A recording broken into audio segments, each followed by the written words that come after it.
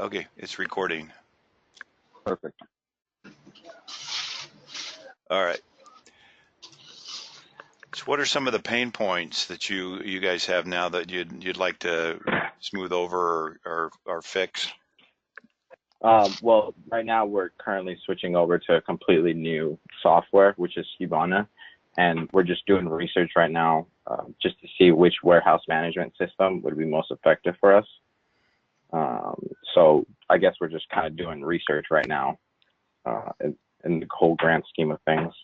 Okay, so some of the things that you haven't converted over to SKUBANA yet. I know that we paid for it. So we have converted, like we paid for it, but we're not using it right now. No. What are you currently using, if you don't mind my asking? We currently use Lightspeed. Okay, and do they have a WMS, a warehouse management system? No, everything's done on Lightspeed. So they have all the reporting, all the inventory management stuff. It's all on Lightspeed. Okay. Alrighty. Well, our system kind of bolts on to SKUBANA, and it adds to it. And there's two things that we have. One is the warehouse management system, which I'll show you in a second, and the other one is what we call Quick Ship, and it allows you to do shipping. So you can. Those are two separate products. If you do Quick Ship, you can set up a station and you can ship your SKUBANA orders, having a station with a scale and a barcode printer and a tethered scanner, and then you can just scan the order number, and it will read the scale, calculate the rates, print out the label, and all that. So that's available as well. It's $100 a month if you just get that by itself, and we have probably a dozen. The Quick Ship. It's called Quick Ship. Yeah. Yep.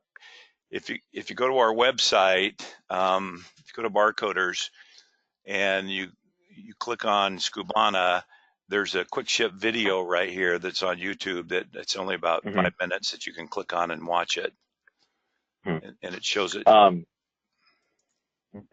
actually did get to see the video. Pretty informative. I did get to see the video on the Quick Ship. Yeah, so I'm familiar with that. Okay. So if you subscribe to our warehouse management system, then you get Quick Ship for $50 instead of $100. You get a 50% discount on Quick Ship. All right. So as background information, our system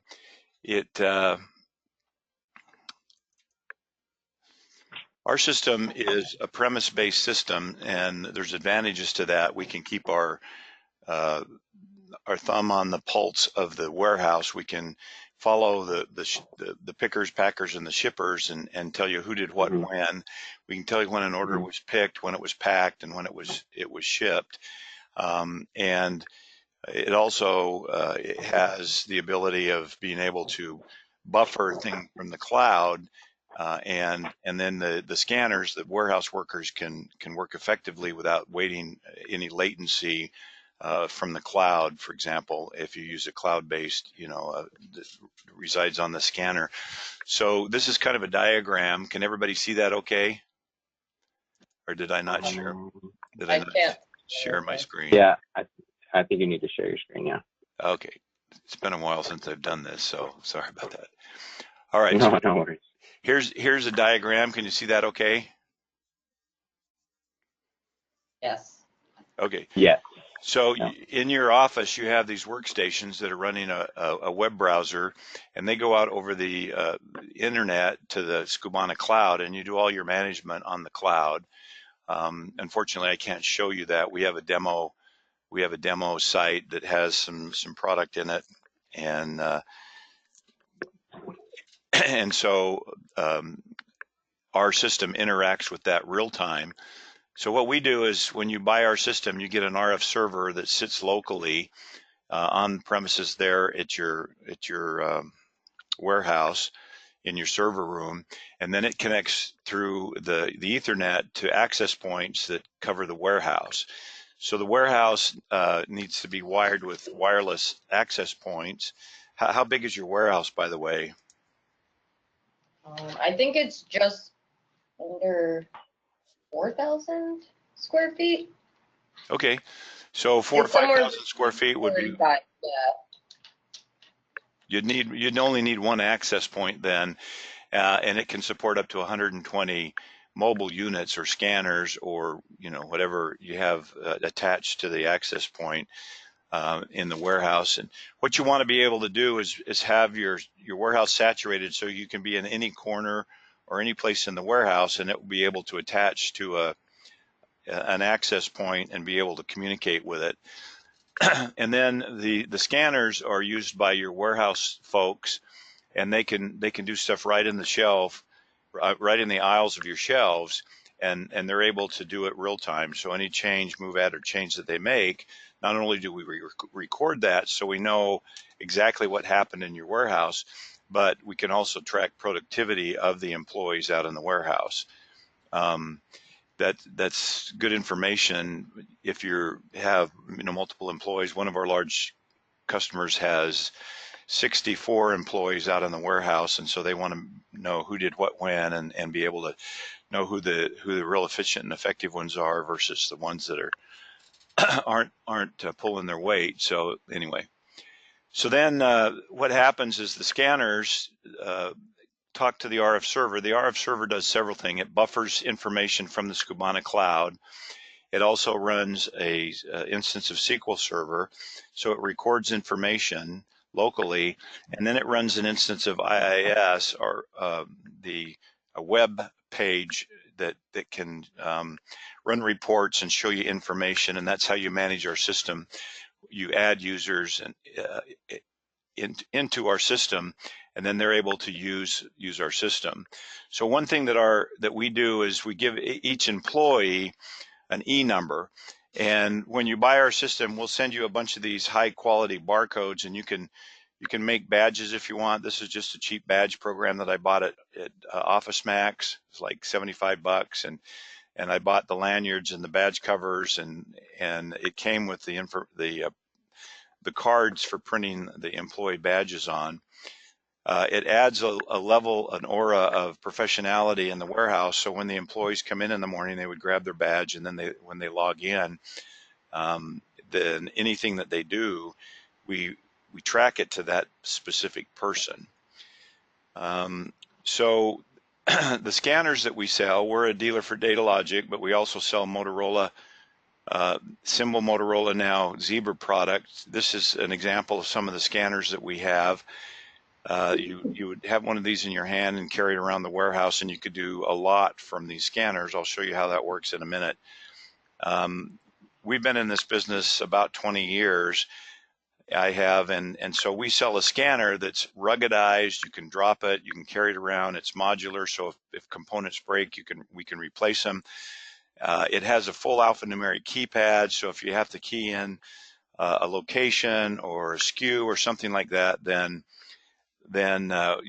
you can use the full alphanumeric keypad without having to shift in and out of alpha and numeric mode.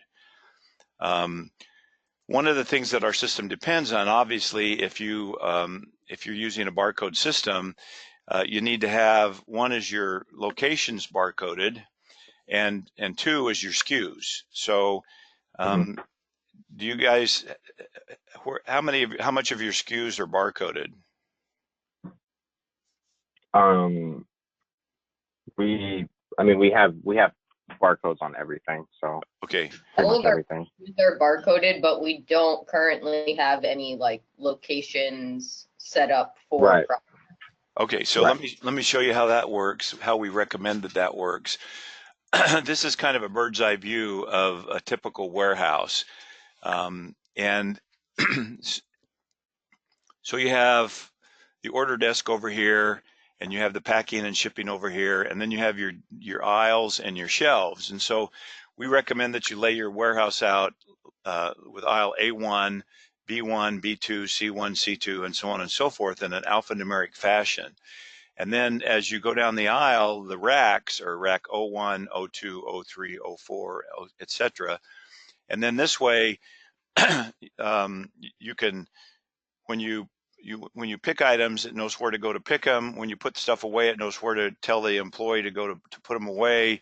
You can move stuff around the warehouse very quickly. We have customers that have seasonal items, so they put we're coming up on Thanksgiving, so they just stored the Halloween costumes in the back, and now they want to move the Thanksgiving costumes to the front, and so they move things around seasonally. The goal is so that when you get an order, you can pick it and pack it as quickly as possible. So the rule is the 80-20 rule. You take your 80% fastest movers and you put them in the front of the warehouse, so then pickers can just go bing, bing, bing, bing, bing, and they're done. We also have, when you do picking, you can do multiple orders at the same time. So let me finish the location barcoding, and then I'll show you the multiple order carts that some of our customers use. So if I went down this aisle, this would be aisle A1, and this would be rack 001. And then as I turn down the aisle and I stand in front of the rack, it would look something like this. You have the different racks, and then you have the shelves on the rack that look like this. So this, for example, there'd be a barcode right here that says aisle D1. So that's the aisle D1, and then it's the 6th rack, it's the 2nd shelf, and it's the 3rd bin from the left. So using this kind of location locator, your employees can go pick an item really quickly. They can pack it really quickly. If they receive stuff, they can look up the locations and go put them away and all of that. We provide software with our system when you get it that allows you that helps you print these barcodes. So we can also we can also sell you the barcode printers and some media to get you started and tell you where to go to buy additional media if you need it. So on the left here is a location barcode, aisle A1, the 7th rack, the 3rd shelf, the 4th bin from the left. And on the right here are typical SKU barcodes. In your case, you would have probably UPCs or EANs that are on the product itself. If those are in SKUBANA, then we can find it. There's several things that we look for when something is scanned. All right. So this is an example of one of our customers here in the Phoenix area.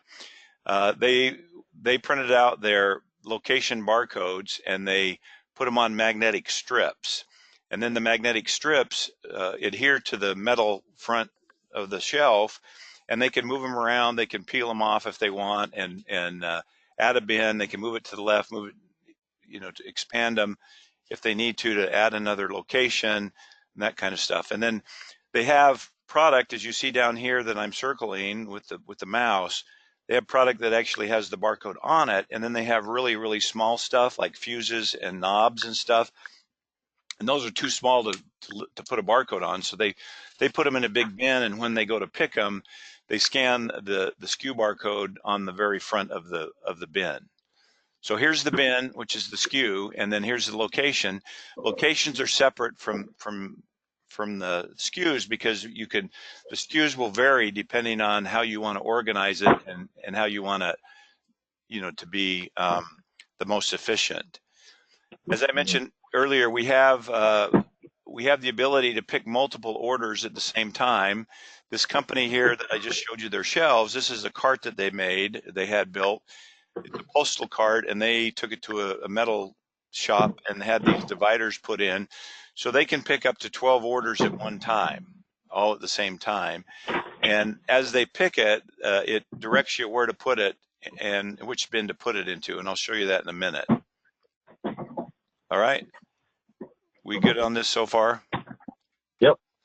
Okay, so normally the process that we recommend is that you have, let me show you this. We call it an inverted pyramid, where you have a lot of pickers feeding a few packers, and they're feeding a few shippers. So most of your effort is in picking orders. orders, and of course you want the order to be as accurate and correct as possible, then they would, when that cart, for example, fills up with 12 orders, they push it over to a person who now takes each individual order and packs it, gets it ready for shipping, and then they push it over to a shipping station where someone ships it. All right. Yep. Okay. So when you get our system, it comes with the. I'm sorry. Hey, and did you have something? No, I just said sounds good. Oh, okay. Okay. When you buy our system, it also comes with this management console that I mentioned that allows you to log in and to manage our system. So this particular one, you can get to this website from any computer on your internet. So Angelica or Barry could, whoever you want to manage the system would log in here.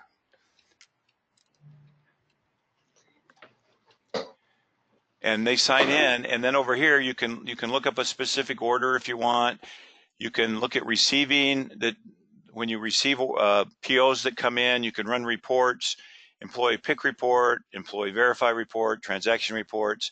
You can get counts, for example, bins that need to be counted, and discrepancy reports. And this is where you enter your employees. So when you get our system, we give you, 10 or 15 barcodes, however many employees you have. And then you use the E number that's on the barcode and you enter the employee. In this particular case, I used E7470 for myself, Gordon Jennings. Now, when you set up an employee, you would click Add Employee and you type in their ID, their first and last name, and you give them a password. And that's a secretive password that they don't know about. And then you can, when they leave, you would put in a termination date here. And you can make them a manager. In this case, I'm a manager, and I'll show you what that means in a minute, or a stalker. Now, there's two types of warehouse systems. One is called a replenishable, and another one is called chaotic. And a replenishable is where you sell the same stuff over and over again, and as you get low on inventory, you order it from your suppliers, or you might manufacture it yourself, and then those come in through a purchase order process and get put on the shelf. So then there's what's called a chaotic inventory that doesn't create a purchase order. They just, for example, they may buy closeouts from a CVS store that shut down, or they might, for example, I give the example of a store that buys CDs and movies and audio CDs and that kind of stuff. When someone walks in the front door with a box, you don't know what's in the box, and so you might, buy the whole box for $25, and then you go through it and you determine what you want to inventory and what you want to throw away. So the stuff that you're going to inventory, you want to put it on the shelf, but there's no purchase order to check it in with. And so we created a stalker which can add to bin and remove from bin without going through the purchase order process. All right, so I'm going to leave that for now. So if I held a scanner in my hand, obviously you wouldn't be able to see it. So we have a little emulator that we run that shows you what the scanner would look like. So the rectangular screen of the scanner that we have right here, this rectangle right here that is on the scanner would be what would show up here. So when I click on this and I click on barcoders, and this is a demo license, this white area that's going to show up here in a second versus the gray area represents what would be on that rectangle screen. So this is exactly what you would see on the screen of that handheld scanner that you're holding in your hand. And so the employee would log in, they would take their badge, and it has that barcode on it. So they would scan it, and I have one with mine on it right here. So I'm going to scan it. And then it asks for my password. So I enter my password. This is the password that was entered at the time that we created me in that console as an employee. Now, because I made myself a manager, I get to see every button that exists. So I get to see pick orders, verify orders, manage items. I can do bin SKU count. I can do bin count. One is a blind count, one is an open count.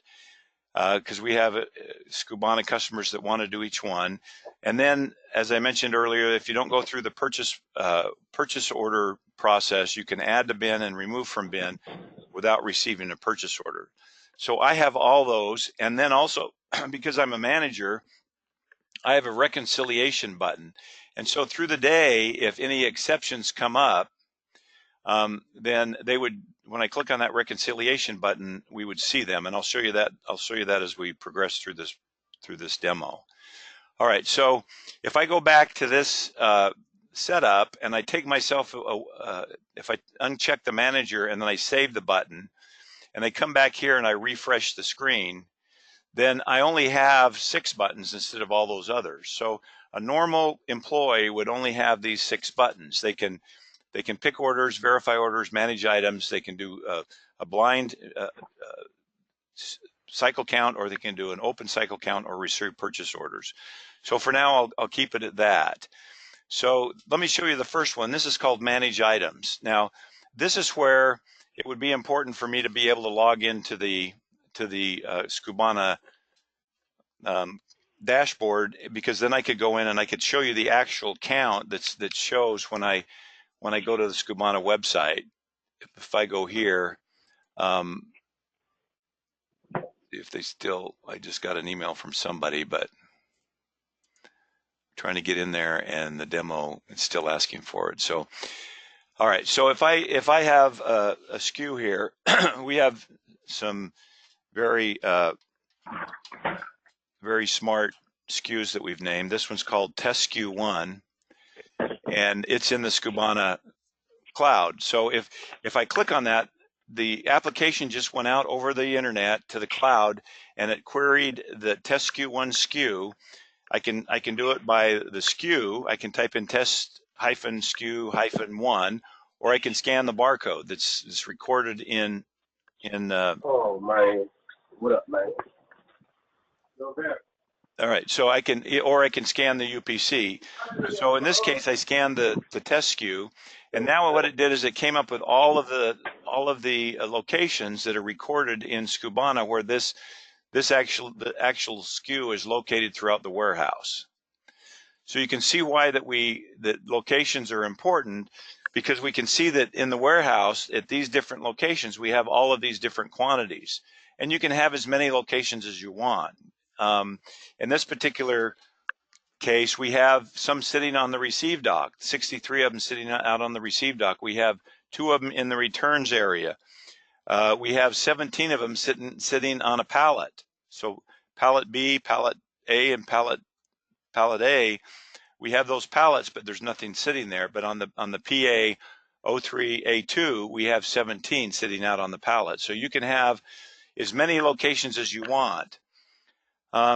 So let's say that my primary location is this one at the very top here, and I currently have 11 there. Well, I want to transfer. I want to transfer from this location to this location. So what I want to do is I want to move items. I want to move 10 of them from A6-01-01-06, and I'm going to move it to A2. So this would be where the seasonal thing comes in, or you want to move stuff from a receive dock that you've received up front. So what I'll do is I'll actually see if I can change it from receive. I'll move 20 of them up to that location. So I click on move, and it says, okay, what is the source bin? And there's actually a location called receive, RECEIVE, and it says what quantity. I want to do 20, and it says where do you want to take them. So the idea would be I'm back in receiving. I scan the receive barcode. I put 20 in a box, or I put them in a cart, or I hold them in my hand, and I physically walk to the location where I want them to go. In this particular case, it was on aisle A2. It was the 3rd rack, the 4th shelf, the 3rd bin. So I go there and I scan that location. It verifies the location to make sure it's a location that's assigned to it already. So if I put in a location that's not, it will say invalid bin. And so I can't do that, and I'd have to start again. So I'd have to go to receive.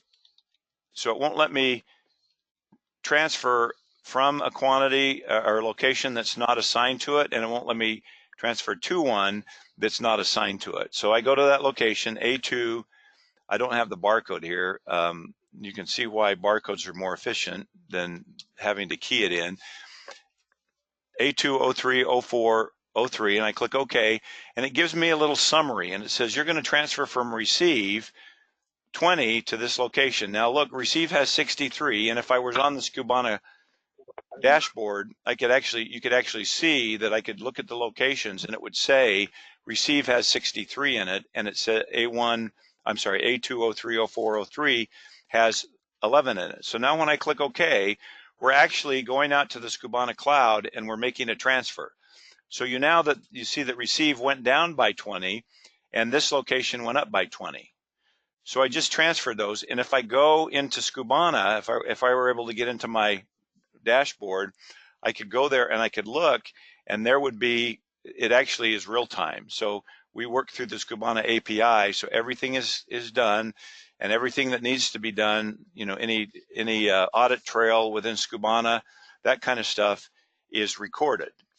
And then if we go back here, I can go to reports, and I can look at a transaction report, and transactions show every move, add, or change that is done in the warehouse. And so you can see that on November 22nd at 1:26 p.m., Gordon Jennings did test SKU1, and I moved 20 from receive to this location.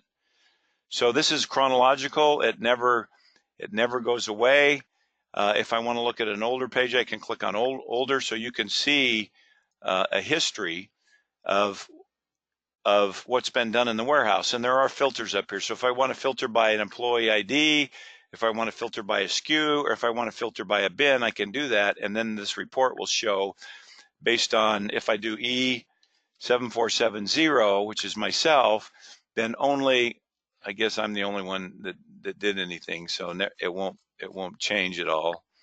But I can apply that filter and this report will change. All right. Yep. Yes. Okay, so this manage items is real powerful. I can actually print labels. So if I have some SKUs that come in that have a damaged barcode or have no barcode, I can actually print a barcode if I want by clicking print label. And when I print those labels, where will it go? Well, if we go back into the setup over here and I go to settings, then what happens is I can specify a label printer by clicking change, and it will show me all of the printers that Windows is aware of, and I can select one of those. It can be a shared printer, it can be a network printer, it can be a local printer, and it can be, in this particular case, we support the wireless printers that look like this. So we support the Zebra QLN320 printer, which is a little portable printer that either hooks to your belt, or we can send it with a shoulder strap that has a battery in it, and you can walk around with our scanner, and you can now print labels to that anywhere you're standing in the warehouse. So it can be SKU barcodes, or you could even print shelf barcode labels if you need to. So right here is a close-up of the same thing, where I actually printed test SKU2.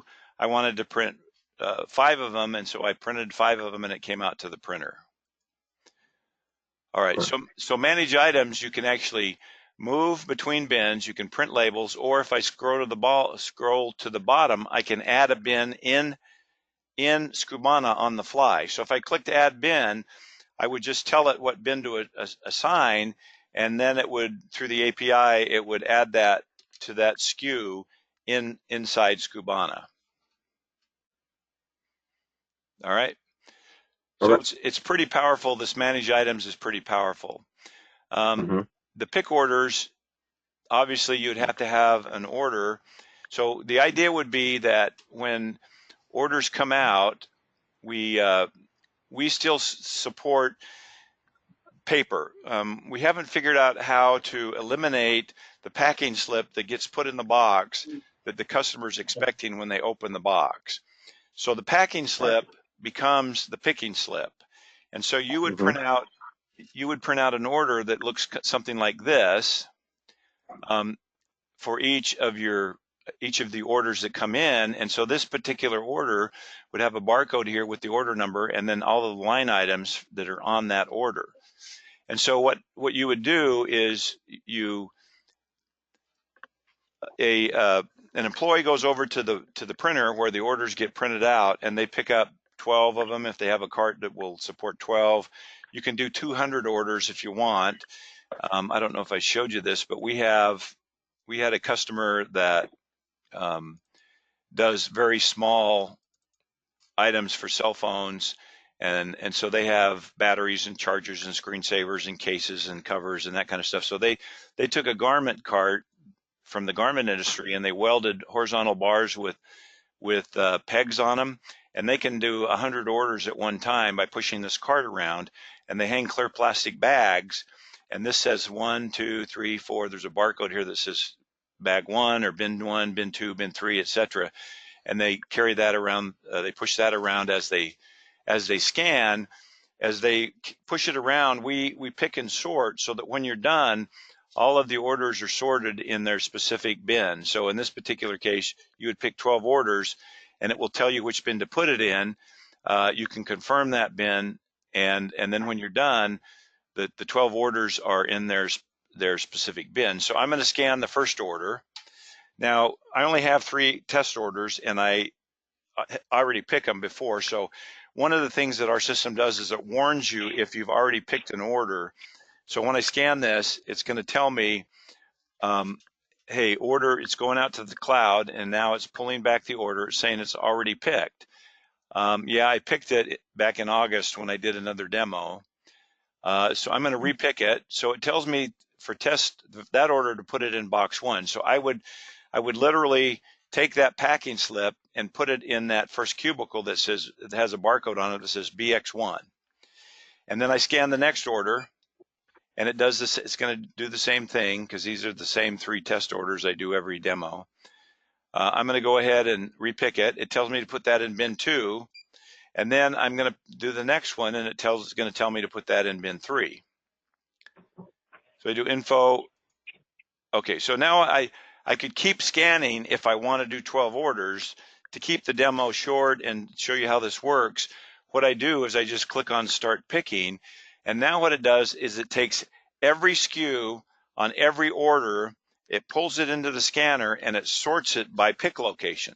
So now you're going to make one trip through the warehouse, and as you do, it will have you pick and sort in a logical fashion. So you make one trip, and all of the orders will be picked and sorted by the time you're done. So it's telling me now to go to A2, aisle A2, 03, 02, 03, and there's actually 2 orders that have that on it. So it's test SKU 2, and it's going to go in box 1 and box 2, 1 in 1 and 3 in 2. So it's going to tell me to scan the item. So I scan the item, I find the test SKU 2. I can scan the barcode or I can scan the SKU. In this case, I'm going to scan the barcode. It says, okay, put this one in box 1. So I would go over to the cart and I would scan the little barcode that says BX1, and that confirms that I'm putting that item in the right box. Now it shows me that's all of this SKU that's going to go in that box, and so it's grayed out. So now it's showing me the next box is box 2. So I'm going to go get another test SKU 2, and it tells me to put that in box 2. So I scan it, and now it says you've picked 1 of 3. Now, if I want, I can go ahead and click on this. If for example, this were 100 instead of 3, and I didn't want to pick all 100 and scan them all, I could click on this edit button, and I would put in there, it says, what's the total number you're picking? I would say 3, and I would hit enter, and it says, put that in box 2. I scan box 2, and now it's moving to the next item that was on all 3 of those orders. So now I'm going to a different location, A2, 03, 04, 03, and I'm going to do test SKU 1. I scan that one, and it says put that in box 1. And then because there's 2 of them, I'm going to do it again, and it says put that in box 1. And now I'm going to go to a different aisle, and it's test SKU 3. I'm going to scan that one. I'll put that in box 1. I'm going to scan another one. I'm going to put that in box 3, and I'm going to scan another one, put that in box 3, scan another one, put that in box 3. And now on the scanner, you would hear a little tune that plays. It goes beep, beep, beep, and it tells you that you're all done with the order. So now I would push that cart over to a person who's going to verify the order during the packing, and then I would go get another empty cart and go pick more orders. So imagine that there's pickers, and then there's a person standing by all your boxes where the carts get pushed up to. And now I have this cart, and I'm gonna look inside, and I can see that the 3 bins have an order in each one. By looking inside, I can tell what size boxes that I'm gonna need. So I would pull the box down off the shelf or go get it. I would tape it open, and then I would verify the order. So when I verify the order, I just pull the packing slip out again, and I scan the order, and it tells me, okay, this is already verified. I'm going to re-verify it. It shows me exactly what's on that order. So I have 3 different SKUs, but 4 different pieces, because you can see there's 2 of test SKU 1. So as I scan them, I'm going to take them off the cart, and I'm going to put them in the shipping box. And as I do so, I'm going to scan them. So I'm going to scan, the first one I pick up is test SKU 1. And now I put that in the box. I do test SKU 1 again. And now it's grayed out because all of the test SKU 1s have been successfully put in the box, and I don't need any more of them. Well, what happens if I scan more? It says too many. So instead of putting, I just saved a picking error. Instead of putting too many in, which you will never hear from the customer that you ship them too many. You only hear from the customer if you ship them not enough, or you send them a more expensive product than they ordered. They're not going to notify you. But if it's the other way around, they'll sure call up and talk to you about it. So then I'm going to pull another item out, and it happens to be test SKU 2. When I scan it, I put that in the box, and now I look in the box. There should only be 1 SKU left, and that should be test SKU 3. I scan that, and now the order's complete. So what I would do is I would put some peanuts in it, tape it shut. Oh, before I tape it shut, I was going to show you this. One of our customers, during the summer a couple years ago, I ordered from one of our customers that does marine goods out of Cincinnati, Ohio. This is actually 7 years ago. Wow, was it that long? And here's the invoice I got from them, and here's the items that I ordered. If you go down to the bottom of this, there was 4 little labels that can be peeled off, just like postage stamps. I can peel it off. And so what they did was they would peel it off, stick it on the side of the box, fold it up, and then put it in the box and seal it, and then push it over to the shipping station. So what gets over to the shipping station is a pile of packages that look like this. All that's on them is the order number. I don't need anything else. And so that gets pushed over to the shipping station. So if you use our pack and ship, or our it's called Quick Ship, you would lay that on the scale, scan it, and then you would scan. We have a bingo card that tells what box you're using, and it does some other information on it, and then it's real quick, bing, bing, bing, and it would print out a label, and you'd put that over that, a shipping label, and you set it in the U.S. Postal Service pile or the UPS pile or FedEx pile, whoever your shipper is. And so now, how would this work if we were gonna ship through SKUBANA as opposed to the quick ship that you mentioned? Would that bar translate to, would SKUBANA know what that means, and would I be able to pull up like shipping information to create a shipping label for that based on that SKU and order number?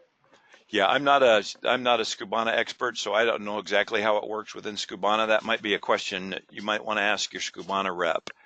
But okay. But we use the SKUBANA API and automate it, and we've had, like I say, we've got about a dozen SKUBANA users that don't want our warehouse management system, but they just use our Quick Ship, and they found it to be very, very effective and save them a lot of time and effort. Are you able to batch ship with the quick ship, or is it only individual labels? I think it's individual orders. Ah, okay. Let me write that down.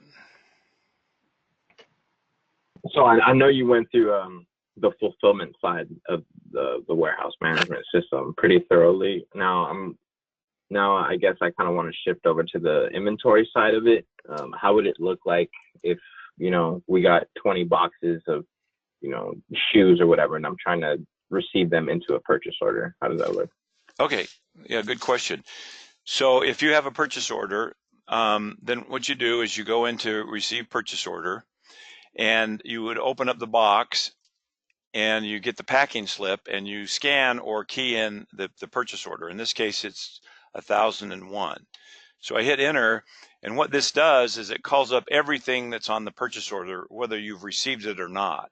So you get a list right on the scanner of everything that's on that purchase order. And as you can see, the test SKU1, we've already received it, everything, you know, so we're not expecting anything. It was on the original order, but we received everything. And so anything that you're expecting is shown in blue, and anything that's already been received fully is grayed out. Okay. So I'm expecting 2 of test SKU2 and 17 of test SKU3. And so what I do is I can do it several different ways. We want you to scan the first item, so you'd reach in and you scan the first one, in this case test SKU3. I'm going to scan that one, and now what it does is it shows how many you're expecting. It shows the quantity that you've already scanned or received, and then it shows you where all the location is. So you can continue to scan. So I can scan it if I want. So I can pull out another item and scan it. And now this quantity scanned will go up. It'll increment every time I do it. Well, if I don't want to do that, I can just click on the edit button, and I can say, okay, I've scanned 4 of them. Let's say that there's really 10 there, and I don't want to sit here and scan all 10 of them.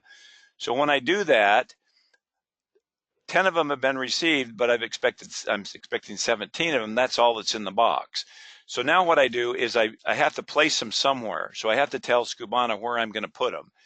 And so there's some locations that have to be assigned. A location where you put it has to be previously assigned to that SKU. If it's not assigned to that SKU, you can't put anything in it. You can't put the SKU in that location, except in some receive locations that don't have to be assigned ahead of time. So if I go into this console here, and I can say edit docs, these are the doc bins that don't have to be assigned ahead of time. So if I edit the doc bins, I see that I have 3 docs set up here, doc 1, doc 2, doc 3, that do not have to be assigned to that.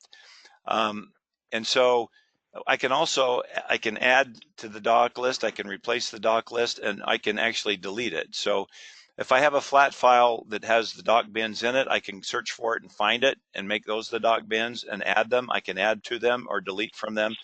So it's pretty versatile what you can do here. All right. Okay. But in this case, what I would do is now that I've received 10 of them, I have to go put them somewhere. So what I'm going to do is I'm going to go ahead and put them in the, let's see, I'm going to put them in doc 1. So I'm going to walk over to doc 1 and I scan doc 1. And now 10 of them, you can see now that 10 of them have been received out of 17, and it takes me back to the list of items that I'm expecting. Does that make sense? So now I do test SKU2, and I scan test SKU2, and I scan it again. And if I scan it again, what happens? Well, we've had customers that said, I want to be able to receive more than's on the purchase order because these are in short supply and we want to get as many as we can from the supplier. So anyway, so we can receive more than is on there if I want, but I'm going to edit that and only put 2 in there and say, okay, All right. Will So, it, if you receive more than we're expecting, do you get any type of notification or anything? Does, or, I mean, I guess it's just, yeah, we show you here how many is expected, and we don't prevent you yeah. from receiving more. So that's the only notification you'd get. Okay. Yep. Okay. So now I'm going to put those in doc 1 as well. So I'm going to put those in doc 1, and now you can see that that test queue 2 has been fully received, test queue 1, and I'm expecting more for test queue 3. But let's say I'm done receiving. So now I'm done receiving. So when you think about it, 2 things have to happen when you receive. One is your purchasing manager needs to be made aware that those items were just received, and then they have to be Mm-hmm. put away. Well, we just received them and put them away, so that part's done. The physical part of it is done. Now the purchasing manager needs to be aware of that. So you'd typically carry that purchase order up to the purchasing manager and say, hey, we just received these. And the purchasing manager then can either look on the slip and go into SKUBANA and receive them through the SKUBANA process, or they can click on our console here and they can click on receiving. When they click on receiving, it shows the sessions that haven't been taken care of. So your purchasing manager could go here and it would show all the purchase orders that came in that day or the day before that haven't been properly received and taken care of. So if I view receive, I can see that this is what I received. I was expecting 2, I received 2. I was expecting 17, I received 10. And they were all put on doc 1, and I can change it here if I want. And then I can tell how many do I want to put in the bin. All right, so I can alter these here. For example, if I receive 10 of them and I find out 2 of them are damaged, I don't want to put them on the shelf. So I'm going to change that 10 to an 8. And then when I hit commit PO and update stock, what it does is it updates the stock in those locations, and it goes in and patches the SKUBANA purchase order to show that those items have been received. And then you can issue a payment however you do in SKUBANA. Okay. That makes sense? Now, is there a way to generate a report of every item that's been received, say, for the past 2 days? Reports. Receive activity report. So Cool. if I go here, receive activity report, this shows what's happened, right? And I can set a date range if I want and run report. And then I can export to a CSV and you can import it into a spreadsheet. Cool. All right, so I'm going to go back to receive, and I'm going to delete this session because if I receive it, I won't have anything to receive for my demos in the future. So I'm going to delete the session so that I have something to demo in the future. So it's been deleted. Anyway, so that's how you do receiving. Okay. You want to see the cycle counting part of it? Yeah. All right, so there's 2 ways, as I said, to do cycle counting. One is with a blind count, and one is with an open count. And I forget which one of these does which, but the idea would be that you tell a person, it's the end of the day, and I've got 20 minutes, all the orders are fulfilled. I got 20 minutes before I check out and go home. And so you tell me, okay, I want you to go to this aisle. Let me click on this. I want you to go to this aisle and I want you to count everything on this shelf right here. And so what I would do is I would go to this location and I would count location by location by location. And if I find a discrepancy, I can report it in the gun. So the idea is that I do a bin SKU count. So what I do is I go to the bin and I scan the bin. So I walk up to the bin and I say, okay, I want to count A20304. Well, I get a warning that says, hey, be careful because there's 2 SKUs in this bin. I'm commingling SKUs. We have that done a lot because, we have one customer that has, for example, white painter's overalls for a painter. And they have small, medium, large, and extra large all in the same bin. And so they want to be able to count those. They've since separated them into different bins, but that's an example. So I go there and I look at them and I say, okay, this says there's two SKUs in that box. Which one do you want to count? I hit test SKU 1, and now I count them, and I can either count them or I can scan. So in this particular case, it's a count. So what I do is I count them and I enter 12, and I hit enter, and it says there's this discrepancy of 19. Well, do I recount or do I report to manager? I'm going to report it to the manager, right? And then I'm going to count the other one that's in there. So I click OK. I count the second one. How many test SKU 2s were in there? Well, there's 3. And now there's a discrepancy of 12. I'm going to report that to the manager. And so then I go to the next one, and so on and so forth. Now, as the manager, I don't have that button because I'm not a manager. But let's go back into employees and go to myself, and I'm going to make myself a manager, save it.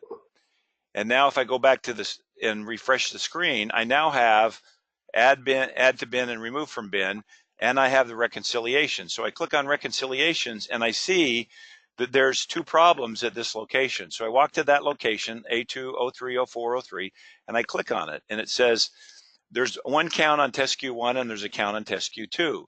So I click on test SKU 1 and it says, aha, today at 1:51 p.m. Gordon counted 12, and we think there's 31 in there. What should I do? Should I keep the 12? Should I keep the 31, or should I use the 12? Well, as the manager, I look at it and I say, I'm going to keep the 31. Gordon obviously was in the wrong location or counted the wrong item, so I'm going to keep that. So now the discrepancy's gone down to 1. I click on that location again, and it shows me the next discrepancy. And we think that there's 15. Gordon counted 3. In this particular case, I'm going to keep the 15, and so on and so forth. Okay, so that's a blind one. If I do a bin count and I do the same thing to the same location, what the bin count does is it shows me the SKUs that are in there, and now I can just scan the item. So I just scan away at the SKUs. So I scan 2.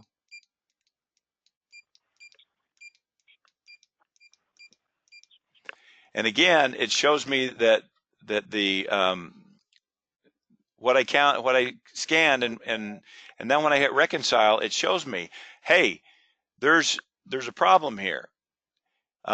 You counted 4, there's really 15. You counted 5, there's really 31. Do you want to count more, or do you want to save the count? So I can do either one of those. I want to count more. In this particular case, I'm not gonna keep any of them, so I'm gonna exit and not do that. So that just shows you the difference between the bin SKU count and the bin count. All right. Yes. Thank you. Yes. Okay. So that kind of concludes what we. I had a question about that. So that I envision that being for like spot checks that we have, and spot check is, like you said, there's 20 minutes left in the day, and I want to count this style. Let's count it all. But then we also do an inventory check where we really just count all of it. Would that be able to get done through just like a blind count, or would you more recommend that for?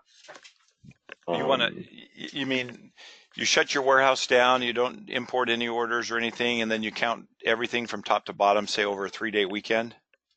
Yeah, ideally it's we don't shut down the actual like web fulfillment operation. So that's been a challenge in the past, but the overall gist of it is, yes, we count everything top to bottom over, 2 or 3 days. All right. So what happens is if you go back to here, if you go back to this, there's a report you can run that shows, let's see, counts. When you click on counts, it will show you bins that need to be counted. So when you count a bin, we record the date it was counted and who did it.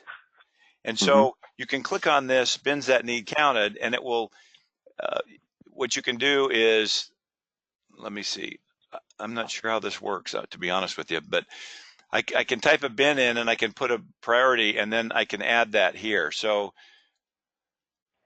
let me go back, discrepancy report,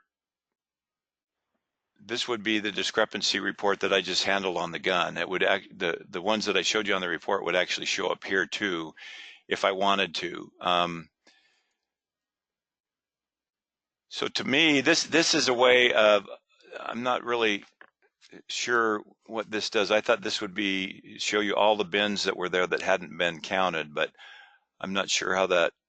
And Andrew, our programmer's not here. So to be honest with you, what you'd have to do is you'd have to just kind of map out your warehouse and have people go around and use either one of those to do a cycle count. If you never shut your warehouse down and you're continually importing orders and picking and packing and shipping, then you want to do the cycle counting that I just showed you.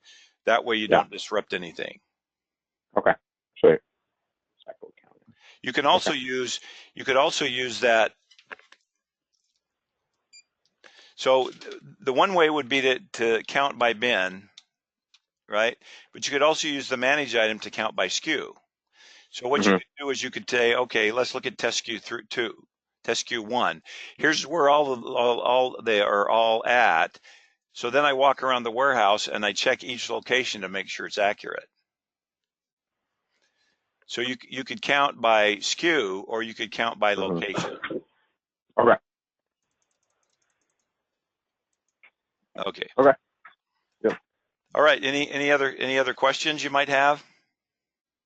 Do you guys have anything? I think I'm good for now. Yeah. Let's see. Oh, I guess one thing I did have is if we're transferring product between different locations, like not just within the warehouse, but from our physical store, you know, in downtown to our warehouse, you know, at the outer part of downtown, how would that look like? The scanner is meant to operate in one specific location. So these scanners are assigned to a specific location. Within Stone Edge, you can actually, I'm sorry, Stone Edge. Within SKUBANA, you can go in to the site and you can actually select the warehouse, and then you can transfer in SKUBANA. I'm not sure how we would do it on the scanner. Okay. That would be a question. I got another question here that was the batch ship question, and then also transfer from warehouses. I'll write that down, and when Andrew comes in, I'll ask him those two questions. I believe the transfer would work just as a purchase order, because when we talked to SKUBANA, they explained that any transfer between locations is basically just a purchase order. So okay, we check it in the same way as we would an order. Okay, that makes sense. And I had a question. So say an item gets ordered, we scan it off the bin onto an order card and gets scanned to the packing area, and then it's verified. Does it then remove it from the system after we verify it? All right, so that's a good question. Here's the SKUBANA workflow that I have. Okay. So in SKUBANA, you have an on-hand quantity and an allocated and available. Oh, okay, I see. So this is how it works with our system. Okay, so once something sells, it'll be allocated, and then we just move it through the locations. It stays allocated, but when we pick it, it's still on hand, but it moves to the allocated, and available drops to 99. When we pick it, it removes it from on hand, but it's still allocated, and available now is 99. And then when you ship it, your allocated goes to 0. Okay, yeah, that was what I was wondering. Yeah. Okay. All right. Any other questions? Usually one of the questions is how much is this going to cost me? If you go to our website and click on SKUBANA, then you can scroll down and really the step one is we have to cover your warehouse with Wi-Fi. Do you currently have Wi-Fi in your warehouse? Yes. Yeah. Okay. Who provides the access points? It's Verizon. All right, so they're industrial grade access points. So, I'm not sure. okay, the scanners that is there only one access point out there? Like one router? Yeah, one wireless router. Yes. Okay, so what happens is we have over 300 customers, and we have probably about 8,000 or 9,000 scanners out in the field. And so we can't configure the scanner to work on everyone's specific wireless ESSID with their password. So every scanner that we sell is programmed to a WPA2 compatible encryption, so it's the payment card industry compliant, and it gets shipped out with our ESSID in it. So if you can take that Verizon access point and you can create a second ESSID number with it to match ours, it will work. That make sense? I think we should be able to do that. If you can't, then it's pretty cheap to get one of our access points and put it in there. But you need to. So the step one includes the access point, the RF server, and the professional. That's a one-time. That's a one-time fee, right? Right, Okay. one-time fee, and then you wire your. So let's say that you're going to do the 5,000 square feet, so it's a $1,650 one-time fee, right? And then you decide, okay, how many scanners am I going to need? So that's step two. We sell different flavors. We sell a new old stock. We sell reconditioned. We're in the process of refreshing this because DataLogic just came out with some new product that we're in the process of testing. So let's say you want the Motorola 3190. You need two of them. So that would be 2 times 650 plus a charger. So it would be 675 times 2 plus 295 for the charger, and that's a one-time fee. So now you have the scanner, the battery, the charger, the access point, the RF server, and then it's the monthly fee of it's $195 a month for everything I just showed you. And that includes one user. So to add another user, it would be $40 additional. So for two users, it would be $235 a month. And if you wanted to add on quick ship to that, it would be another $50. So it'd be $285 if you added quick ship. Okay. All right. Okay. Okay. Well, thank you for your time, everyone. I appreciate it. And let me know if you have any questions or would like could like you, an official quote, let me know. Yeah. And then could you send me this session? Yeah. Let me. I'll send you a link. I will end recording now.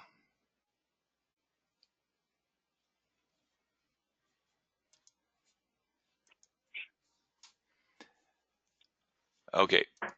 All right. Yeah. We'll post it somewhere, and then I'll send you the link to where we post it. Thanks, Gordon. All right. Thank you. Yep. Have a good one. You too. Bye. All right. Thank Bye-bye. you.